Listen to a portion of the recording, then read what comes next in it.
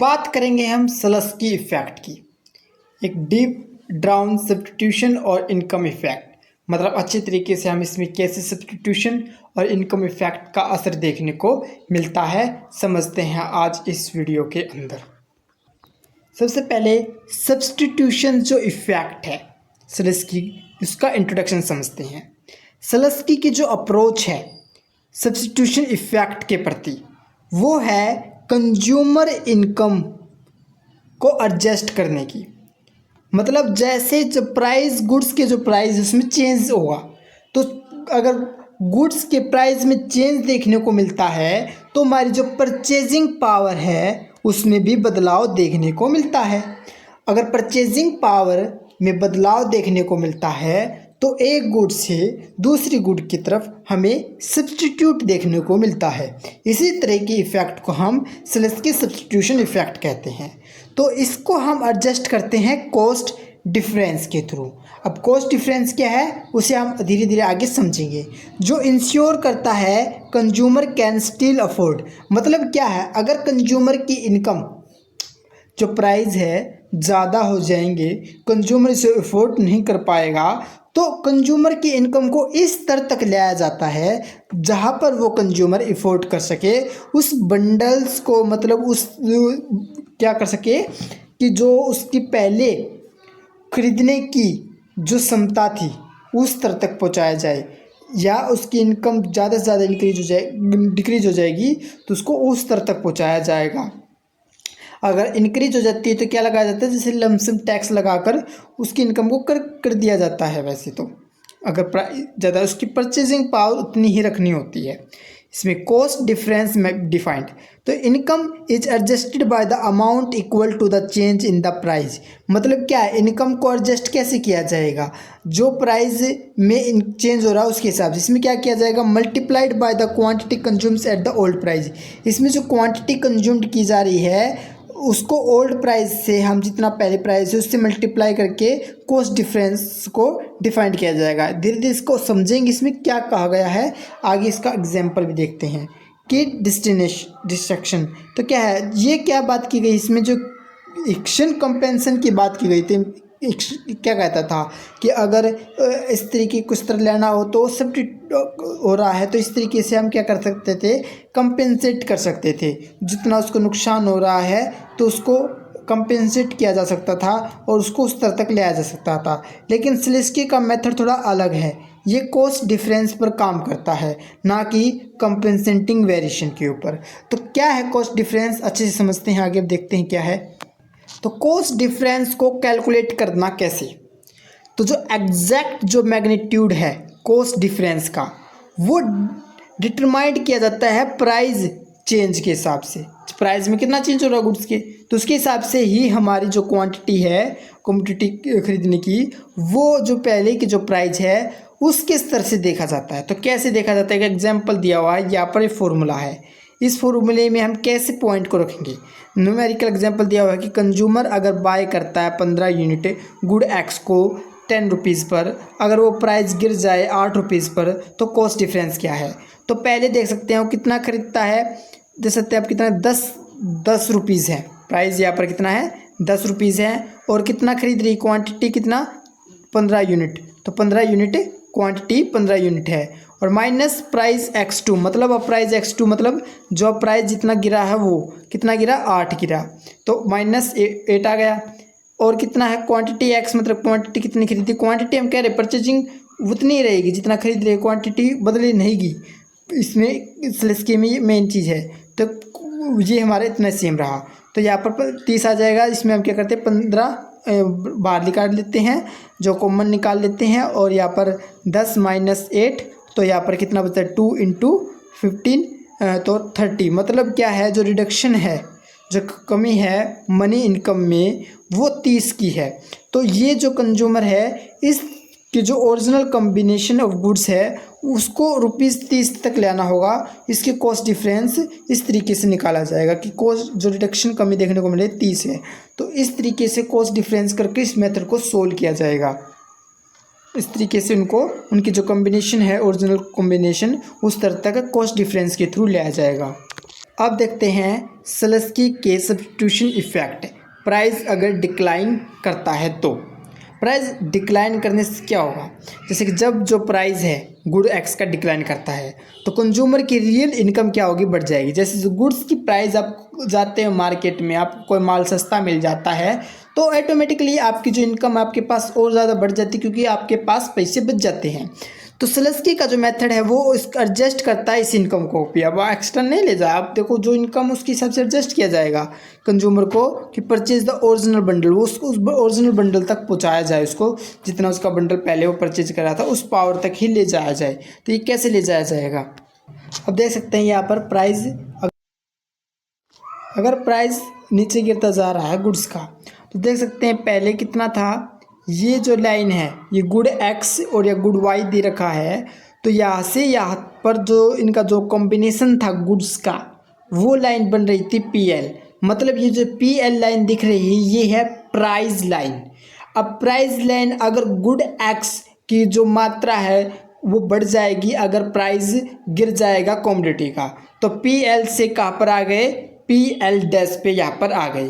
P L dash पे यहाँ पर आने से क्या हुआ, अब देख सकते हैं कि शुरुआत में जो हम कर रहे थे वहाँ पर इंडिफरेंस करो IC1 पर था, लेकिन अब इंडिफरेंस करो कहाँ पर मुँह कर गया, IC मुँह कैसे कर गया, देख सकते हैं यहाँ पर मुँह करके जा रहा है यहाँ पर, ठीक है। लेकिन हमने क्या है, हमें ओरिजिनल क्वांटिटी के ऊपर लेकर आना है, तो हम क्या करेंगे, एक प्राइस लाइन पैरेलल खींच देंगे किसके, जो प्राइस लाइन जो दूसरी बनी है यहाँ पर, या बजट लाइन है जिसे हम कहते हैं GH, इसको बजट लाइन जो इसके पैरेलल है, इसके पैरेलल है, तो इसके पैरेलल जो इस पॉइंट पे बनेगा ये पॉइंट IC2, तो इस पॉइंट पर मतलब Q पॉइंट से S पॉइंट पर, और S पॉइंट पर यहाँ पर हम मान लेते हैं G पॉइंट, तो H पॉइंट मान लेते हैं, Z पॉइंट मान लेते हैं, तो इस पॉइंट से इस पॉइंट पर, तो जो इस पॉइंट पर लेकर आ रहे हैं, इस पॉइंट पर जो S पॉइंट पर लेकर आ रहे हैं परचेजिंग पावर को, इसको कहते हैं हम सलस्की सब्स्टिट्यूशन इफेक्ट। या देख सकते हैं हम यहाँ पर जो IC1 है इस प्राइस लाइन के ऊपर भी नहीं है, ये IC2 प्राइस लाइन के ऊपर है। तो इस तरीके से क्या देखने को मिलता है, जबकि एक्शन की जो सब्स्टिट्यूशन थ्योरी है उस पर IC1 के ऊपर ही हमने सब्स्टिट्यूट देखने को मिलेगा, लेकिन यहाँ पर जो सब्स्टिट्यूट देखने को मिल रहा है वो IC2 पर देखने को मिल रहा है, और जो कॉम्बिनेशंस ऑफ द गुड्स है वो हमारे बराबर ही दिखाए गए हैं, उसमें कोई बढ़ोतरी नहीं दिखाई गई, एक बराबर इक्वलिटी की दिखाई गई क्षमता। तो इसको कहते हैं हम सलस्की सब्स्टिट्यूशन इफेक्ट। तो यहाँ पर बजट लाइन देखने को मिलती है हमें, हम देख क्या है, हम GH, ये क्या है, पैरेलल हमारी किसके, जो न्यू प्राइस लाइन हमने बनाई थी उसके, तो जो क्या पर पास कर रही हैं, ये ओरिजिनल इक्विलिब्रियम पॉइंट, मतलब ये ओरिजिनल जो इक्विलिब्रियम पॉइंट शुरुआत में जो पॉइंट था ना Q, यहाँ पर देख सकते हैं ये पॉइंट, ये इसी से पास करती हुई जा रही है। देख सकते हैं ये पॉइंट, ये जो प्राइस लाइन है, ये जो प्राइस लाइन है ये इसी के क्रॉस करती हुई हमें दिखाई दे रही है। तो जो कंज्यूमर मूव कर रहा है Q2S, यहाँ से यहाँ तक जो मूव कर रहा है, और जो हाइयर इंडिफरेंस करो है IC1 से IC2, हमने पढ़ के आए हैं कि जितना जितना ऊपर जाए इंडिफरेंस करो जाएगा वो हाइयर इंडिफरेंस करो हाइयर यूटिलिटी को दिखा रहा है। तो ये सब्स्टिट्यूट दिखा रहा है हमारा किसका, X का किसके लिए दिखा रहा है, Y के लिए, कि Y के लिए हम X की कितनी मात्रा कर रहे हैं। तो द मूवमेंट है जो Q2S, ये जो मूवमेंट है यही सलस्की सब्स्टिट्यूशन इफेक्ट है जो रिलेटिव प्राइस चेंज के द्वारा दिखाई गई है। अब बात कर रहे हैं, हमने बात की थी प्राइस जो गिर रहे थे, अब प्राइस क्या है, राइज कर रहे हैं। अगर किसी गुड्स की प्राइस राइज कर रहे हो तो सलस्की का सब्स्टिट्यूशन इफेक्ट कैसा देखने को मिलता है, तो देख सकते हैं कि जब अगर गुड X की प्राइस राइज कर रहे हैं, तो अगर किसी गुड्स की प्राइस राइज करती है तो हमारी इनकम क्या होती है, गिरती चली जाती है। और ये सब्स्टिट्यूशन इफेक्ट से कैसे आइसोलेट अलग है और मनी इनकम कैसे इसमें इंक्रीज की गई है कॉस्ट डिफरेंस के थ्रू, तो सबको समझेंगे। अब देख सकते हैं अगर प्राइस क्या होता है, अब देखते हैं अगर प्राइस राइज करते हैं तो क्या होता है। यहाँ पर देख सकते हैं गुड एक्स दिया हुआ है, यहाँ पर गुड वाई दिया हुआ है। तो अब प्राइस राइज करेंगे तो स्लेस्की का देख सकते हैं कि पहले तो देख सकते हैं यहाँ पर था इन प्राइस लाइन, लेकिन जैसे ही प्राइस लाइन क्या होगा, जब जैसे ही एक्स की जो प्राइस नीचे गए तो अब किसी गुड्स के प्राइस अगर ज़्यादा हो जाएंगे, ज़्यादा बढ़ जाएंगे, तो हम क्या करेंगे, प्राइस ज़्यादा बढ़ने से उसकी जो क्वांटिटी है, हमारी जो कॉम्बिनेशन उसको ख़रीदने की वो कम हो जाएगी। जो प्राइस लाइन जो कॉम्बिनेशन को दिखा रही थी, ये लाइन ये कॉम्बिनेशन को दिखा रही थी, अब ये कॉम्बिनेशन PL' पर आ गया है क्योंकि गुड एक्स का जो प्राइस थे वो राइज कर चुके हैं। तो यहाँ पर देख सकते हैं कि पहले कहाँ पर था, ये इंडिफरेंस करो, देख सकते हैं हम यहाँ पर है। अब इंडिफरेंस करो, यहाँ पर था जो था पॉइंट, यहाँ पर IC2 था, और जैसे अब क्या हुआ, इसके ही पैरेलल में एक लाइन बनाई गई जो ये है GH, जो बजट लाइन कहलाती है। यहाँ से इंडिफरेंस करो IC3 पर चला गया। तो ये शिफ्ट देखने को मिल रहा है, लेकिन हमें क्या है, परचेजिंग पावर को एक समान लेकर आना है। तो ये जो शिफ्ट देखने को मिल रहा है QS तक, ये जो बजट लाइन बनाकर लेकर आए हैं, इस शिफ्ट को हम क्या कहेंगे, सब्स्टिट्यूशन इफेक्ट कहेंगे। क्योंकि अगर हमारे कॉम्बिनेशन इस तरीके से आता है तो हम बजट लाइन के थ्रू उसको कॉम्बिनेशन को एक बजट के अंदर लेकर आते हैं और उसकी जो कॉस्ट डिफरेंस के थ्रू उसको सोल्व किया जाता है। तो इस फिगर में हम उसी चीज़ को देख रहे हैं। तो देख सकते हैं कि इनिशियल जो इक्विलिब्रियम है वो Q पर है, IC1 है, और अगर प्राइस एक्स राइज कर जाता है तो जो बजट लाइन है वो PL' पे चली जाती है। ठीक है, अगर मनी इनकम इंक्रीज किया गया कॉस्ट डिफरेंस में, ये रिप्रेजेंट कहलाती है PG के द्वारा। ठीक है, और L' या H के द्वारा जो शिफ्ट किया गया है बजटिंग लाइन GH थ्रू किसके द्वारा, Q के द्वारा। जो कंज्यूमर है मूव करता है S की तरफ, हायर इंडिफरेंस करो IC3।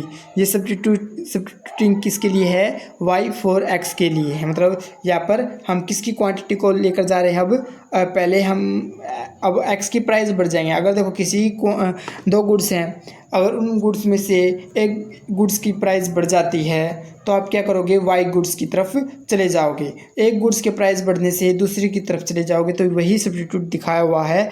पिछली बार क्या था कि X की प्राइस क्या हो रही थी, नीचे चले जा रहे थे, तो आप X की तरफ भाग रहे थे, लेकिन अब क्या है, Y की तरफ भाग रहे हैं। तो ये मूवमेंट जो दिखा रखा है Q से S की तरफ, यही हमारा सेल्स की सब्स्टिट्यूशन इफेक्ट को दिखाता है। अब बात करते हैं हम सब्स्टिट्यूशन इफेक्ट में एक्शन और स्लेस्की की। तो जो कोर डिफरेंस देखने को मिलता है, जो रियल इनकम को एडजस्ट किया जाता है सब्स्टिट्यूशन इफेक्ट को एसोलेट के द्वारा, तो एक्शन अप्रोच में क्या दिया हुआ है, स्लेस्की अप्रोच में क्या दिया हुआ है। एक्शन अप्रोच में जो यूटिलिटी है उसको कांस्टेंट रखा गया है। Consumer stay on the same indifference करो, यहाँ पर जो कंज्यूमर है वो सेम इंडिफरेंस करो के पर रहता है, जबकि इसमें जो परचेजिंग पावर है उसको कांस्टेंट माना गया है। और consumer can buy original bundle, और जितने भी ओरिजिनल बंडल है उसको बाय कर सकता है। इसमें एडजस्ट जो है कंपेंसेटिंग वेरिएशन के थ्रू किया जाता है, जितनी उसको क्षति हो रही है उसको एडजस्ट किया जाता है उसकी इनकम को। इसमें कॉस्ट डिफरेंस के थ्रू आ रहा एडजस्ट किया जाता है इनकम को। इसमें थ्योरेटिकली मेजर किया जाता है relative price change with real income constant के साथ, जबकि इसमें जो our compensate the price lead, इसमें हायर इंडिफरेंस करो के थ्रू इसमें देखने को मिलता है। अब बात करते हैं कि स्लेस्की मेथड के क्या एडवांटेज हैं। जो एक्शन एनालाइज ऑफर करता है एक थ्योरेटिकल प्रियोरिटी, जबकि स्लेस्की जो मेथड है ये एक प्रैक्टिकल एडवांटेज देता है, जो महत्वपूर्ण देता है आत्मनिर्भर और ऑब्जर्वेबल के लिए। इसको कैलकुलेशन करना आसान होता है और डाटा ऑब्जर्वेबल होता है और लॉ ऑफ डिमांड को भी फॉलो करता है। इसमें जो कॉस्ट डिफरेंस है वो कंपेंसेटिंग वेरिएशन ईजियर है कंपेंसेटिंग वेरिएशन की तुलना में।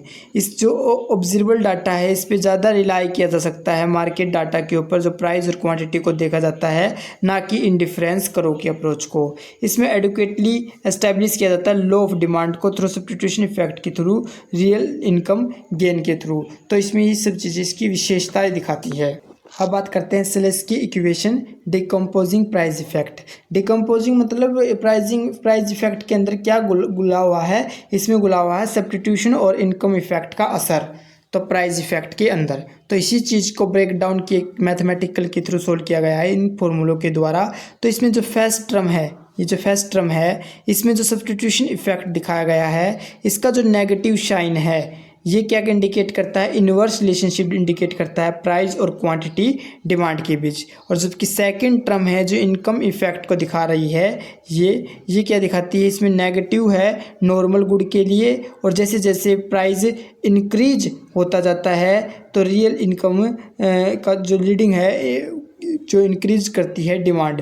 तो देख सकते हैं रियल इनकम अगर इंक्रीज करेगी और गुड्स का प्राइस गिरेगा तो डिमांड बढ़ेगी। तो ये सेकंड टर्म दिखा रही है। तो की इनसाइट अंतरी दृष्टिकोण क्या है, जो क्वांटिटी डिमांड है इज वेरी स्मॉल, बहुत कम है, और इनकम इफेक्ट है प्राइस का, वो चेंज होने से लेस सिग्निफिकेंट, कम महत्वपूर्ण रह जाता है। इनकम इफेक्ट के कम महत्व के बारे में भी दिखाया गया है, इस चीज़ को भी दिखाते हैं।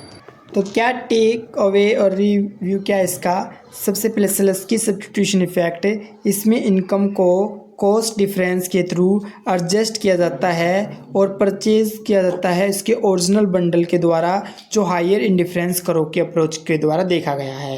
हिक्स और सेलेस्की में देखा गया है, हिक्स कांस्टेंट यूटिलिटी को दिखाता है, जबकि सेलेस्की इसमें परचेजिंग पावर दिखाई जाती है, जो कंपेंसेट से ऊपर की बात है। सेलेस्की की जो इक्वेशन है ये मैथमेटिकली क्या करता है, प्राइस इफेक्ट को डिकम्पोज कर देता है, मतलब घुलनशील बना देता है, डिकम्पोज तोड़ देता है, किसके अंदर ज़्यादा तोड़ने वाला सही लगता है इसमें सब्स्टिट्यूशन और इनकम इफेक्ट के अंदर, जो बहुत टाइपिकली नेगेटिव है for normal good. Normal goods जो साधारण गुड्स जो आम चीज़ की गुड है उसके लिए नेगेटिव देखने को मिलता है।